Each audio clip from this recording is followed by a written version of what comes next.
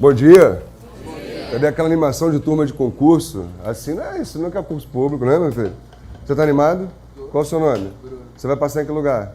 Primeiro. Boa, garoto. É assim, né? Tem que ter essa animação, essa vibe aí positiva. Bom, para quem não me conhece, meu nome é Fagner Sandes, né? Vamos ter aí o prazer de nos encontrar algumas vezes. Meu ritmo de aula é aceleradíssimo, para quem já conhece. Fagner, dá para ir devagar? Não dá. Desculpa, não dá, né? Traz gravador, 2 inclusive, se for o caso, né? Porque se um falhar, você tá com o outro, né? O ritmo é frenético. Mas é importante ter esse ritmo para que a gente aborde, né, todo o conteúdo programático. E assim, eu vou focar, né, as nossas aulas naquilo que é de fato essencial. Não estou dizendo a você, então eu vou estudar só o que você estiver falando. Não, a prioridade é isso. Mas é óbvio que você vai pegar, né, quando sair o edital, ver os pontos, de repente, que eu não abordei especificamente. Acredito que 99,9% dos pontos serão abordados aqui, mas vai que, de repente, ficou faltando um artigo. Isso significa dizer que você precisa ler, né, todo o conteúdo programático, ok? Eu deixo aqui sempre meu Instagram para você me seguir lá com dicas diárias, tá? Eu gravo vídeos, coloco dicas escritas, enfim, tem de tudo lá, já segue logo no Instagram, sorteio de livros, enfim, tem tudo. E meu e-mail, qualquer dúvida, gente, que sanar, não quero tirar essa sala de aula que eu tenho vergonha. Não tem problema, manda lá pro meu e-mail, tá? Que eu sano a tua dúvida. Se, né, você quiser alguma busca de material, indicação de livros, eu tenho alguns livros publicados, inclusive tem um aí bem novo, que foi recém-publicado agora já com a reforma trabalhista, de processo trabalho, tá à venda aqui na livraria do Sander. Alguém que já fez o curso comigo tá com o livro aí? Não, né? Tá com ele aí, Cíntia? Não, exatamente, ó. Está atualizadíssimo com o novo CPC, com a reforma trabalhista. Tem aqui na livraria do Sander, tá gostando? Leitura objetiva, didática, depois vem questões para treinamento, tá? Então acho que está R$60 aqui no Sander e lá tem outras indicações de livros que eu publiquei. Então vamos começar a trabalhar? Não sei se seu amigo já está gravando, cadê ele? Já que está gravando? Será? Hein, Leandro? Já está gravando? Já? Já pode mandar bala? Então vamos embora. Gente, olha só.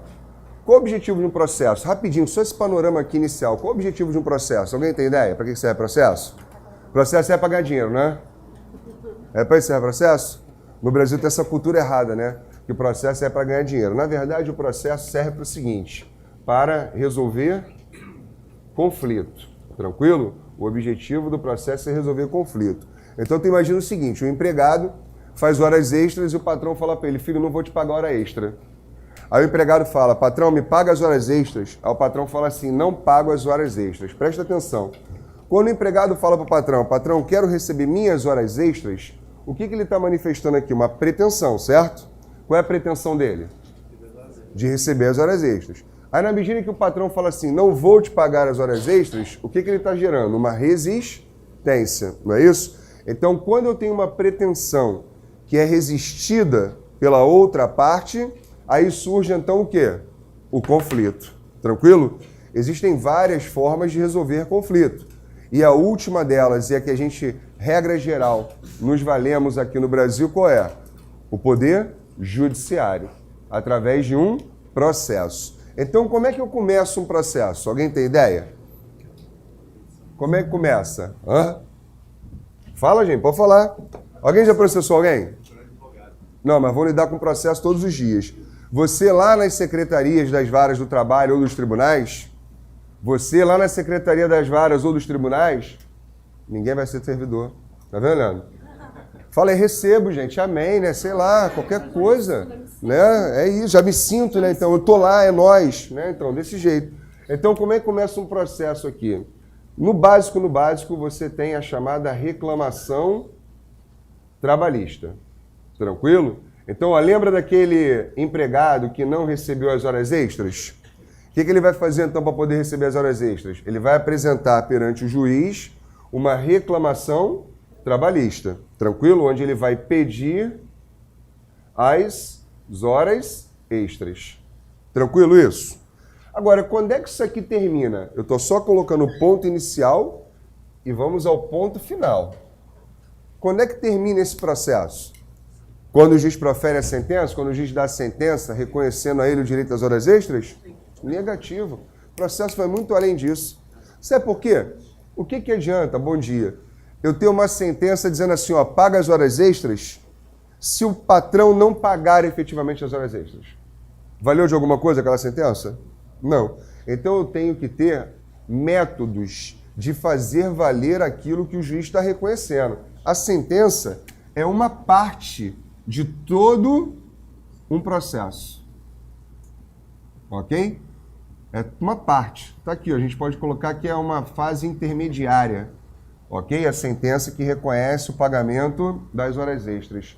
Porque efetivamente o processo só termina quando eu recebo as minhas horas extras. Ou seja, quando houver a satisfação do direito. Tranquilo? Qual o direito aqui? O recebimento das horas extras. É assim que termina o processo. Tá claro o que eu estou falando, gente? Tá ou não tá? Deu para todo mundo entender? Então, para começar o processo, o que é necessário? Tu acha que o juiz vai vir na tua casa e vai falar, querida, você está com algum problema? Teu patrão está pagando direitinho teus direitos? Está recolhendo o fundo de garantia? Está pagando tuas horas extras? Tu acha que ele vai chegar na tua casa e vai perguntar isso? Não. Por quê? Tudo bom? O juiz, ele é inerte, ele fica quietinho na dele. Então eu preciso procurar e provocar. Eu preciso, queridos, bater as portas do Poder Judiciário. Dizer assim, judiciário, tá ruim o negócio do meu lado. Meu patrão não está cumprindo as obrigações trabalhistas, então eu quero que você determine que ele cumpra com aquelas obrigações. Deu para entender isso? E isso se chama o quê? Ação. Todo mundo já deve ter ouvido falar de ação. Então, o que é ação aqui para processo?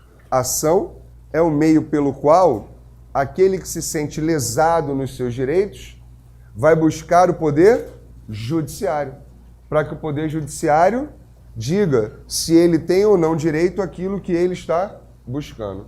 Deu para entender, gente? É simples assim, não tem mistério. Agora, a pergunta que não quer calar é o seguinte, posso apagar aqui?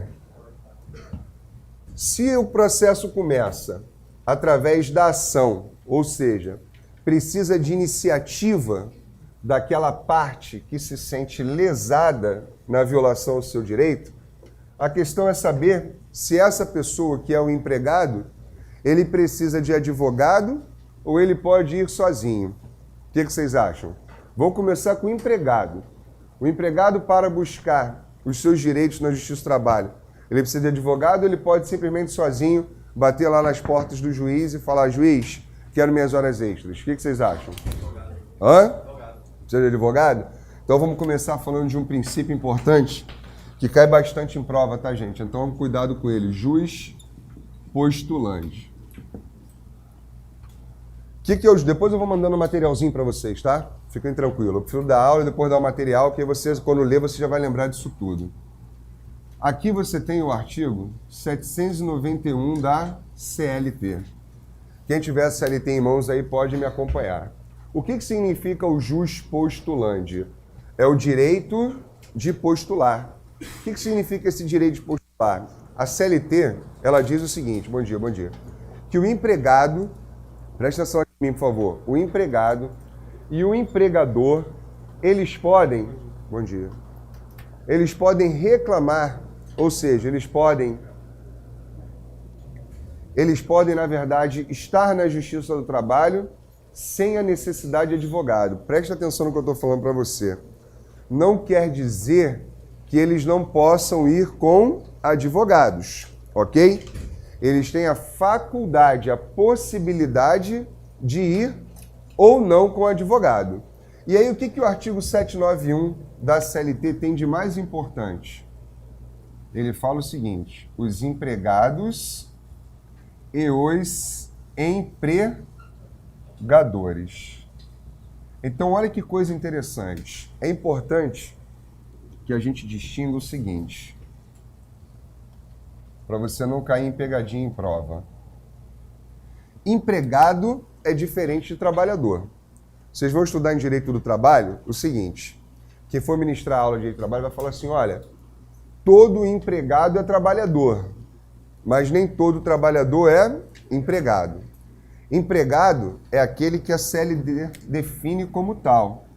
A definição de empregado está lá no artigo 3º da CLT. E o trabalhador está definido na CLT, Fagner? Não, porque a CLT não se preocupa com trabalhadores.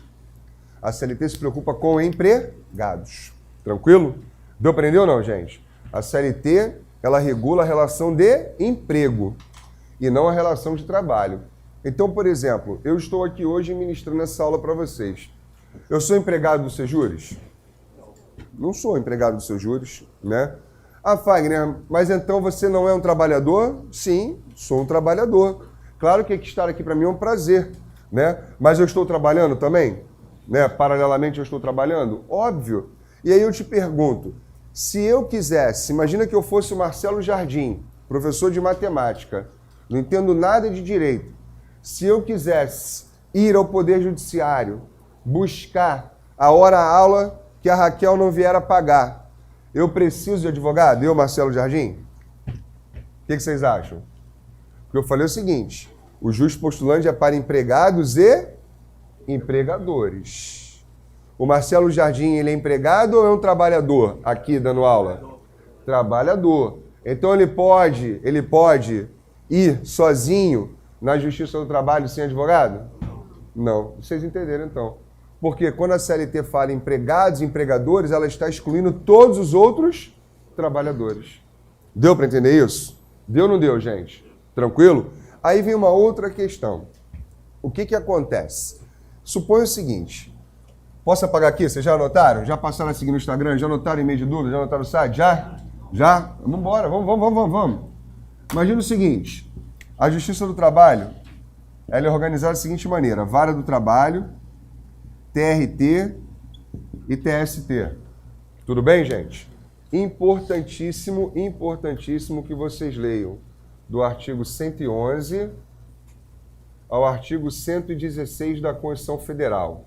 Tá? Importantíssimo, tem que ler. Então imagina só, eu sou empregado, carteira devidamente anotada, tudo bom? Carteira devidamente anotada, tudo direitinho. Aí o meu patrão me manda embora, não me paga nada, Leandro. O que eu vou fazer? Nada? Vou sentar no meio-fio, a teoria do meio-fio, sento e chora? O que eu faço? Vou procurar a Justiça do Trabalho, vou tentar de alguma maneira. Patrão, paga aí, velho, vamos resolver. Não vou pagar. O que eu faço então? Vou para a Justiça do Trabalho. Eu vou para a Justiça do Trabalho, apresento minha reclamação trabalhista, não é isso? Não é isso? Beleza. Lá na Vara do Trabalho, eu posso apresentar minha reclamação trabalhista sem advogado? Então, eu sou empregado, carteira anotada, tudo bonitinho. Posso? Posso, tranquilo. Apresentei minha reclamação na Vara do Trabalho, tramitou todo o processo lá no primeiro momento, aí o juiz julgou improcedente meu pedido. O que é julgar improcedente? É não acolher o que eu estou pedindo, tranquilo? Se eu estou pedindo pagamento de 13º e ele fala assim, julga improcedente o pedido de 13º, ele está acolhendo ou está rejeitando o que eu estou pedindo? Isso, vamos nos acostumar com as terminologias, ok? Procedente é quando ele acolhe, improcedente é quando ele rejeita. E se ele acolher uma parte? Aí é procedência parcial, tranquilão? Aí aqui na Vara do Trabalho, então, o juiz julgou improcedente. Eu posso recorrer? Posso, claro. E qual o recurso, Fagner? Daqui para cá tem um recurso chamado recurso ordinário. Esse recurso ordinário está lá no artigo 895, inciso 1º da CLT, beleza? Aí olha só como é que a gente para pensar de uma forma diferente. Daquela sentença da vara para o TRT, eu posso interpor o recurso ordinário, apresentar o recurso ordinário sem advogado? Posso? Posso, sem problema nenhum, porque eu ainda posso exercer o jus postulante. Quem está com a CLT aí? Olha o que diz o artigo 791. Os empregados e os empregadores poderão reclamar pessoalmente perante a Justiça do Trabalho e acompanhar suas reclamações até o final. Não é isso daí? E acompanhar suas reclamações até o final. Então, até o final parece que vai até onde? Até o TST, não é? Mas não é isso não. A gente vai ver que isso é um pensamento enganado. Diga. Isso, 895, inciso 1º da CLT. Tá bom? Aí, queridos, olha que coisa legal. A súmula não tem como você estudar o direito do trabalho e o processo de trabalho sem súmulas e orientações jurisprudenciais. Tá pensando o quê? Ganhar 10 mil por mês é mole? Tem que estudar. Amém, né? É isso aí. Súmula 425 do TST. Gente, o que acontece? Parece que a CLT no artigo 791 deixa esse princípio de forma bem ilimitada, não é? Porque acompanhar até o final, se a organização da Justiça do Trabalho vai até o TST, então no primeiro momento eu entendo o seguinte, eu posso ir até o TST sem advogado, mas você não vai responder isso em prova. Por que não? Porque a súmula 425, ela vai gerar uma limitação ao jus postulante. Uma pergunta de prova. Fala assim, assinale a alternativa correta. O princípio do jus postulante é ilimitado, podendo o empregado exercer o seu direito de postular sem advogado em qualquer instância na Justiça do Trabalho. Certo ou errado? Errado. Se eu estou dizendo que há uma limitação pela súmula 425, a gente tem que entender essa limitação. Vem comigo e raciocina. A súmula diz assim, ó, na primeira parte, o jus postulante das partes limita-se. Então, se ela está falando limita-se, significa que ela está estabelecendo o quê? Uma limitação. Show. Limita-se às varas do trabalho e aos tribunais regionais do trabalho. Então, nas varas e nos TRTs, eu posso exercer jus postulante? Posso, tranquilo, sem estresse. Agora, vamos imaginar o seguinte. Ali no TRT, eu tenho o julgamento do recurso e o julgamento desse recurso, não me foi favorável. Aí eu resolvo também recorrer do TRT para o TST. Posso? Posso. Você sabe qual é o recurso que eu vou utilizar aqui? Vou apagar, tá? É um recurso chamado recurso de revista. Daqui para cá é recurso...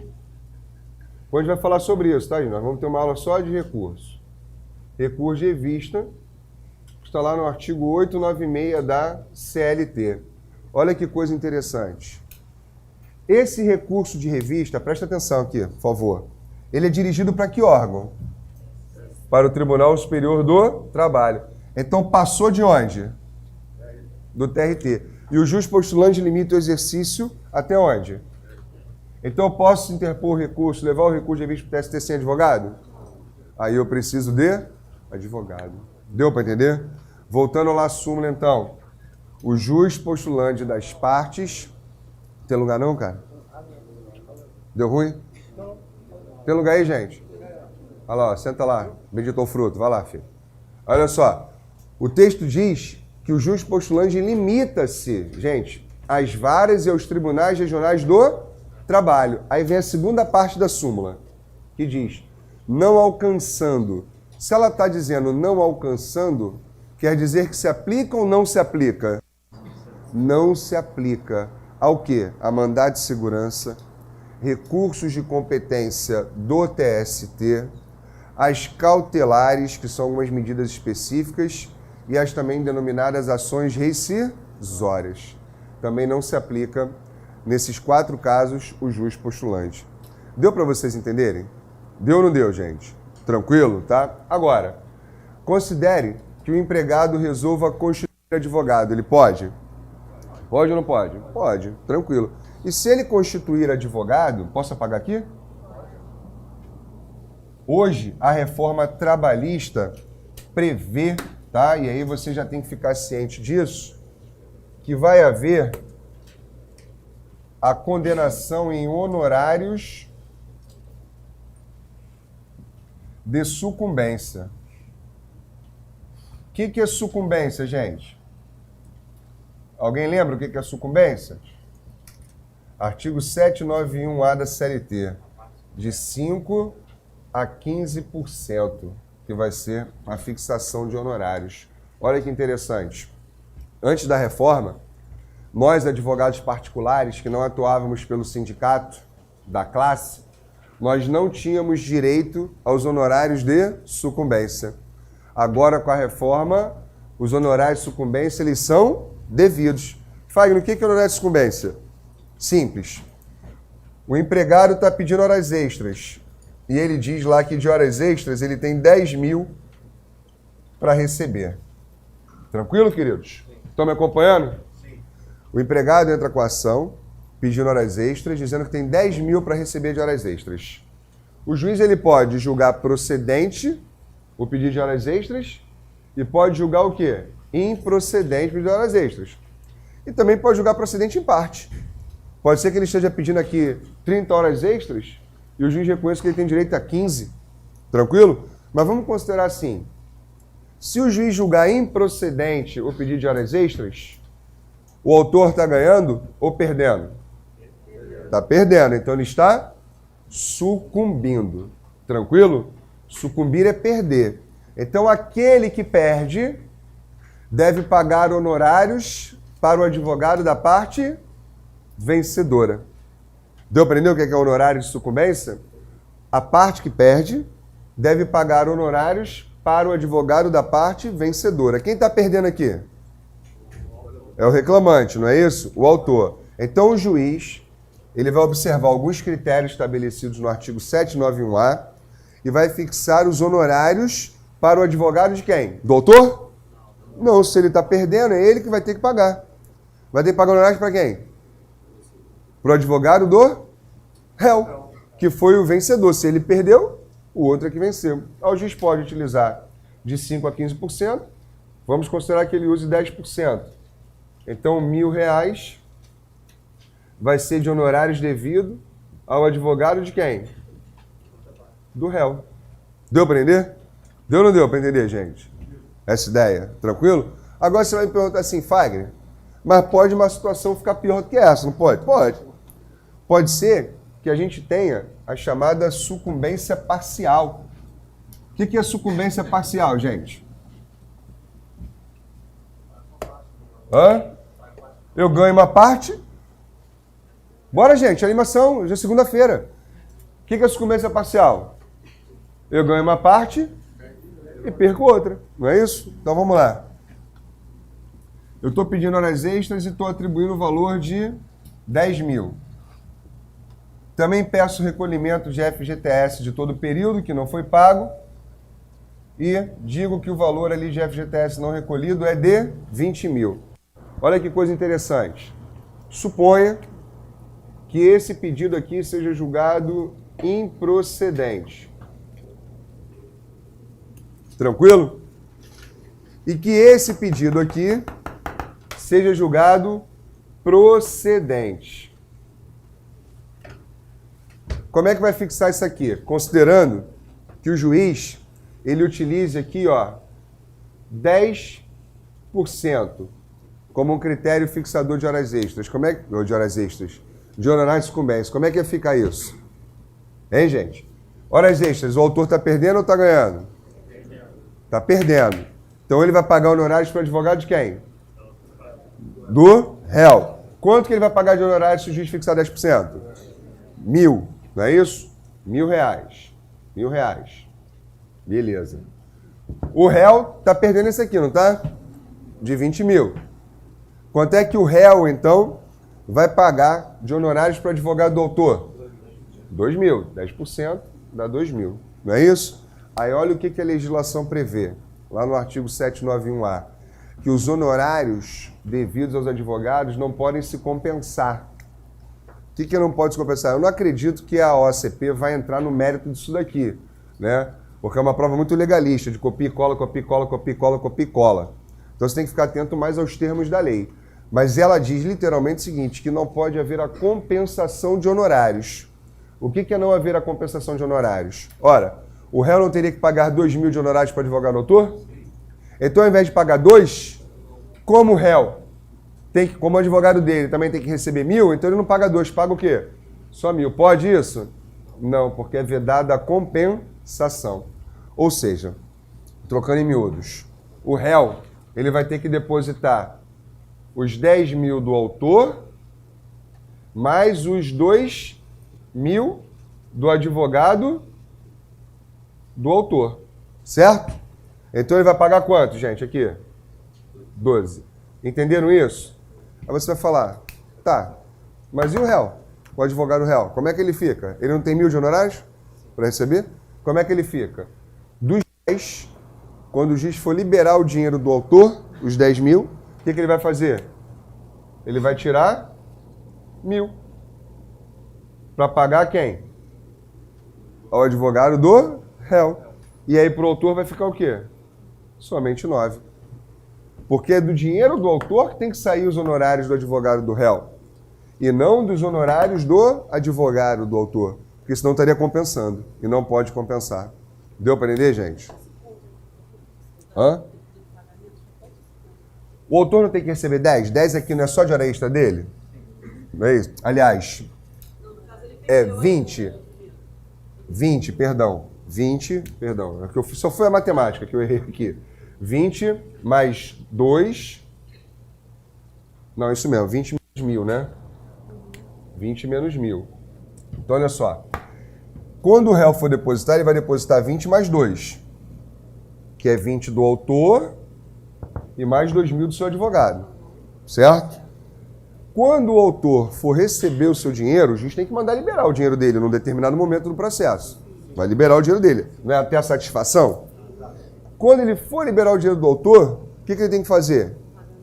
Determinar a redução de 1.000, que ele tem que pagar aqui para o advogado do réu, já que esse pedido ele perdeu. E o juiz fixou honorários 10% sobre esse pedido. Então, ao invés de 20, ele vai tirar 1.000 e vai liberar tão somente o quê? Para o autor? 19, porque 1.000 vai para quem? Para o advogado do réu. Deu para entender?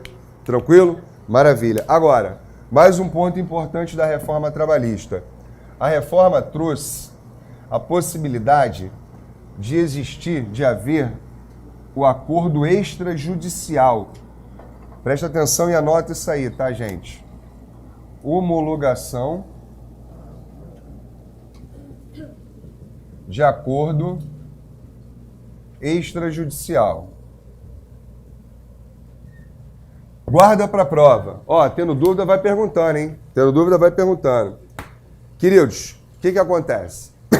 Suponha que o meu patrão fale assim para mim: estou te demitindo e não tenho dinheiro para te pagar. Ou, antigamente, o que você fazia? Ah, não tem dinheiro para pagar? Não? Então eu vou na justiça para que você seja condenado a pagar os meus direitos, não é isso? Hoje, a CLT, com a reforma, ela trouxe um facilitador. Imagina o seguinte, que o teu patrão tem que te pagar 20.000 de indenização. E ele não tem dinheiro para pagar aqueles 20.000 no pau ali, à vista, como tem que ser. Porque o pagamento da indenização em razão da rescisão, ela tem que ser feita no prazo de... Vocês sabem o prazo? Isso cai em prova, em 10 dias. Agora tudo é 10 dias, tá bom, gente? Independentemente se o aviso prévio é trabalhado, indenizado. Está lá no artigo 477 da CLT. Mas o patrão não tem dinheiro para pagar. O que ele faz então? Vamos fazer um acordo. O que é esse acordo? Fagner, eu vou te pagar os 20.000, mas eu vou pagar isso de forma parcelada. 10 vezes de R$2.000. Hoje, o que a gente pode fazer? Pega esse acordo entre empregado e empregador, discrimina, coloca no papel que está sendo relativo a pagamento das verbas decisórias, 13º, férias, 40% do fundo de garantia, blá, blá, blá, blá, tudo que é devido ao trabalhador. Diz a forma que vai ser feito aquele pagamento, em 10 parcelas de 2.000, e leva isso para o juiz. Para que o juiz simplesmente o quê? Homologue, chancele, dê o aval.